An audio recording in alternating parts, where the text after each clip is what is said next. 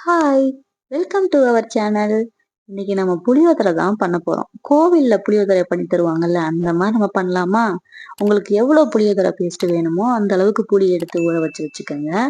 இப்போ புளியோதரைக்கு ஒரு பவுடர் தான் நம்ம ரெடி பண்ண போறோம்.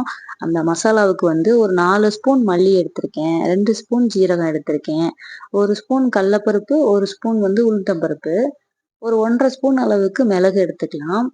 அப்புறம் ஒரு 3/4 ஸ்பூன் அளவுக்கு வெந்தயம் எடுத்துக்கிறேன். வெந்தயம் ரொம்ப போட்டா கசக்கும். அதனால கம்மியாவே எடுத்துக்கிறேன். ஒரு 2 ஸ்பூன் அளவுக்கு எள்ளு எடுத்திருக்கேன். நீங்க வெள்ளை எள்ளு இருந்தா கூட போட்டுக்கலாம். ஒரு 10, 15 நிலக்கடலை பருப்பு. காரத்துக்கு தகுந்தாப்புல மிளகாய் எடுத்துக்கங்க. நான் ஒரு 10 வரமிளகாய் எடுத்திருக்கேன். கொஞ்சமா கருவேப்பிலை.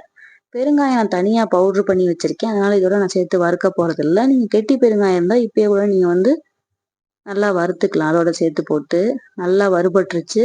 பொன்னிறமா வறுபட்டதுக்கு அப்புறம் அது ஆறட்டும். இப்ப நம்ம புளி கரைச்சிக்கலாமா?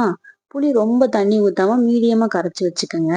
அந்த பவுடரும் நல்லா ஆறவும் அரைச்சாச்சு. நல்லா நைஸா பவுடர் அரைச்சு எடுத்துக்கோங்க. இப்ப நம்ம புளியோதரைக்கு நல்லெண்ணெய் தான் சேர்க்க போறோம் தாளிப்புக்கு. கொஞ்சம் மனசா நல்லெண்ணெய் நிறையாவே ஊத்திக்கங்க. நான் அந்த கரண்டிக்கு 2 கரண்டி ஊத்திருக்கேன். கடுகு உளுந்தம் பருப்பு, கொஞ்சமா கடலப்பருப்பு, நிலக்கடலை பருப்பு, ஒரு 5, 6 காஞ்ச மிளகாய் போட்டுக்கலாம். கருவேப்பிலை இதெல்லாம் போட்டு தாளிப்பு குடுத்துக்கலாம். நல்லா இதெல்லாம் பொரியவும், அதுக்கப்புறம் நீங்க கரைச்சு வச்சிருக்க புளிய ஊத்திக்கங்க. புளி ரொம்ப தண்ணியா இல்லாம பார்த்து கரைச்சுக்கங்க. அந்த புளிய ஊத்திட்டு, கொஞ்சமா உப்பு, மஞ்சத்தூள் மட்டும் போட்டு ஒரு கொதிக்க விடுங்க. நல்லா கொதிக்கட்டும். புளி கொஞ்சம் கொதிச்சு கொஞ்சம் வத்தட்டும். பச்சை வாடை போனதுக்கப்புறம், நீங்க அரைச்சு வச்சிருக்க அந்த பவுடர் இருக்குல்ல, அத சேர்த்துக்கலாம். அந்த புளி காய்ச்சலுக்கு தகுந்தாப்புல நீங்க அந்த பவுடர் சேர்த்துக்குங்க. அந்த பவுடர் சேர்த்துட்டு ஒரு 5 நிமிஷம் கொதிக்க வச்சு மூடி வச்சிருங்க. அப்பதான் அந்த பவுடர்லாம் சேர்ந்து அப்படியே நல்லா கொல கொலப்பா திரண்டு வரும். இறக்கும்போது கொஞ்சமா பெருங்காயமும், வெள்ளைக்கட்டி ஒரு சின்ன வெள்ளைக்கட்டி, மண்டை வெள்ளைக்கட்டி இருக்குல்ல, அந்த கட்டி மட்டும் போட்டுட்டு மிக்ஸ் பண்ணிட்டு இறக்கி கொஞ்ச நேரம் ஆற விட்டுருங்க. ஆறுனதுக்கு அப்புறம் அப்படியே லேகிய மாதிரி நல்லா திரண்டு வரும். இறக்கும்போது எண்ணெய் வேணாலும் கொஞ்சம் எண்ணெய் ஊத்திக்கிங்க. நான் எண்ணெய் அதிகமா வேணாலும் நான் ஊத்தல. நல்லெண்ணெய் இறக்கும்போது கூட நீங்க கொஞ்சம் ஊத்திக்கலாம். ஃபைனலா உப்பு காரம்லாம் செக் பண்ணிக்கிங்க. நல்லா சூடா ரைஸ் வடிச்சிட்டு, சூடான சாப்பாட்டுல போட்டு கிளறுனீங்கன்னா தான் நல்லா அந்த ரைஸ்ல அப்சர்வ் ஆகும்.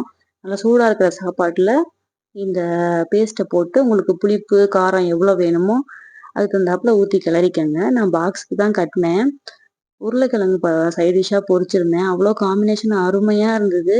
மத்தியானத்துக்கு நீங்க பண்றதுனால கொஞ்சம் நல்லாவே புளி ஊத்தி நல்லா மிக்ஸ் பண்ணி வச்சிருங்க. கண்டிப்பா ட்ரை பண்ணி பாருங்க. உங்களுக்கு ரொம்ப பிடிக்கும். எப்படி இருக்குன்றத கமெண்ட்ல சொல்லுங்க. நம்ம சேனலை சப்ஸ்கிரைப் பண்ணிக்கங்க. இந்த வீடியோ உங்களுக்கு பிடிச்சிருந்தா ஒரு லைக் கொடுத்துருங்க. தேங்க் யூ ஃபார் வாட்சிங்.